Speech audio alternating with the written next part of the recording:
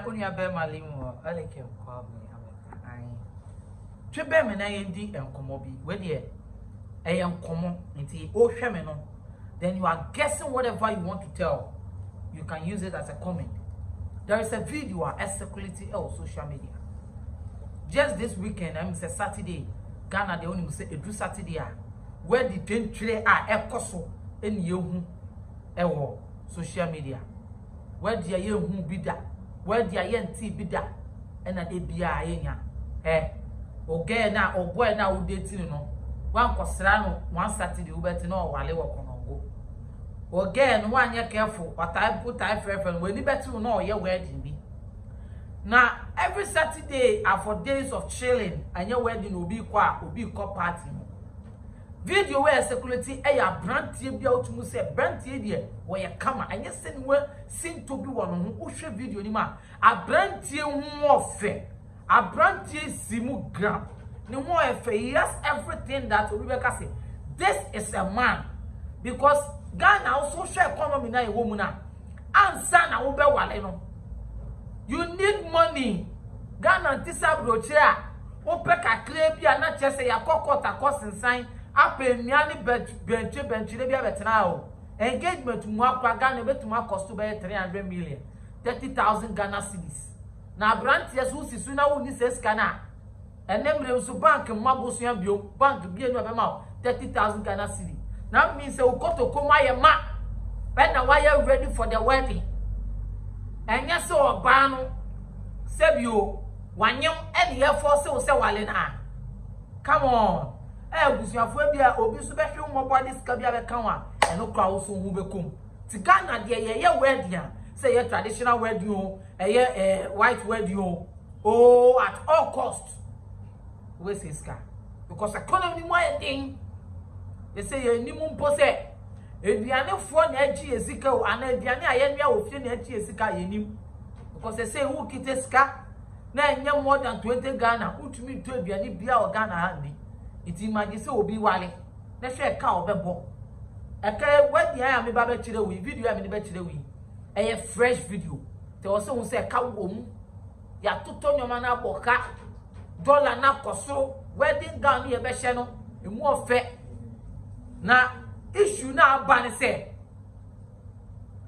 usha branti ni ababa we gina wa enye say obama yi apache te say mi amiti wonya apache obama yi bema na hu ofei minim say bia eda na mo be wale no of again na chi baako and again ni hu ye na ne bufu ye bu aminim na no crown pono. It is the girl's happiest day. It will respect the girl na wo say ni ji kakra fine. Video ya me pese de ma wo ye kohwe eye video abema tisika e wale wo ba na oba na wo wale de no you see you make kiss your bride so ba ni make kiss no say won kiss no media minim say ya grow say nya grow say ya prank mo prank Ghana for say no wedding no ebe ko echire dia because be penti ye will be pen Ghana ha abrantie bi oban kisi no oban ni nsa katara no na echiro mu wie ye beka kire se ai ye the prank Ghana for sebio ye na ye jimi ye na bibie bi on social media be react it o wie no beka kire ye ni yere se ye the Ghana for e ka kire Ghana for se ai na mu de mo pe ye de ya prank mu e kuro bi ti se Iraq Iran Turkey e di dia ka wo na mo ani a chew They are bomb life. They are just said next time, don't play with the people's feeling. But honey dear, I accept your mayan kwasi asembia koso. It is video me be chirewi. I am minimum say eye pranko. Say eye pranko. Obey say ni kuipa on kisino.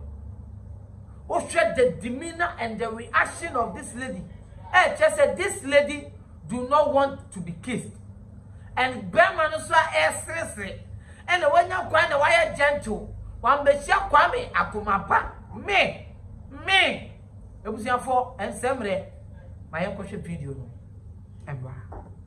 No divorce ados wo Ghana nyina e ya na ewe muntia. Obi a oba ye ware atisika ware hwe the Christian my honum. Hwe ring girl ne ha ntare e mahye.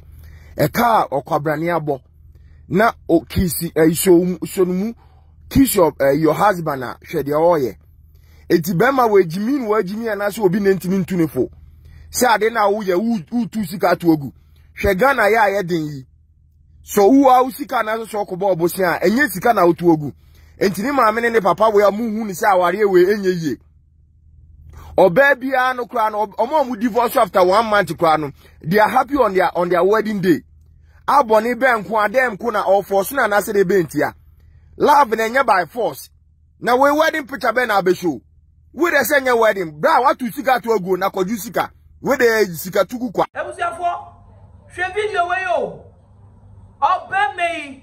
obey we hwe ade question wo se obisa ho se won go mu worry wo mind we Ghana we mu omo wa yes say even after 1 month and now 1 week crap no even on the wedding day they are happy.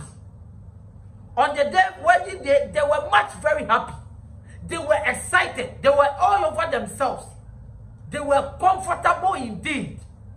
That no matter what, they are almost Germany. After some days, now are ready. Now wait on the wedding day. Now when you go Ghana, we are sepa. Na bema kwa brania tisika.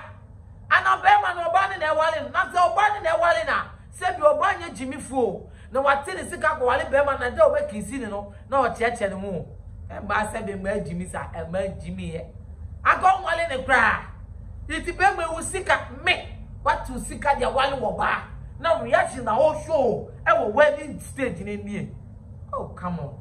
Na we obi bisa o. Na ebusuafo gina ho na omo hwe. O papa no maame wo ho na omo hwe.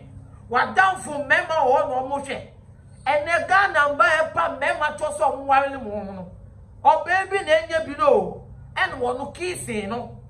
Wo kire se de be kisi no. Ana be mai ohun obada. Ana obe mai obeya safaro. Wo de tu obi na aye no. Wo de wa hwe video yi. Fa weni tua. Na fa weni hwe video yi ekwen. Na hwe de obeyi yi. Se wo nua bema e na wase ni sika mpo. That day no be na to asa wale wesu. Hey, abrantie wonim de wo komo. Me se da no me hwe me girl ni musa me bisa say hey, it wo me wale wa 20 years. Ubetra me chesa hey. Awale anya de da fomo. Na da wo be jiwani. We were supposed to know say wedding should be the day you will be much happy. Like I was so feeling all the happiness of this earth on you know. Not that day. I would deal with say no but show this attitude. Deal with moi. I deal with our baby beman. To say I share beman here so walino. And also be now I could share beman or barman say, hey, or bow with the one walina. And if you are banning penal like I don't know, and it was your foot now and no more shame. I have funny.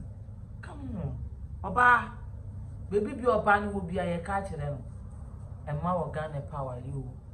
And bow gun or mupe beman now, Gina would Jimmy. Now would do with him nine. Well, this is Ghana for you. But I will tell you something. Our dear quietly, it is a oh walia. Dream who make a decision. Think about it.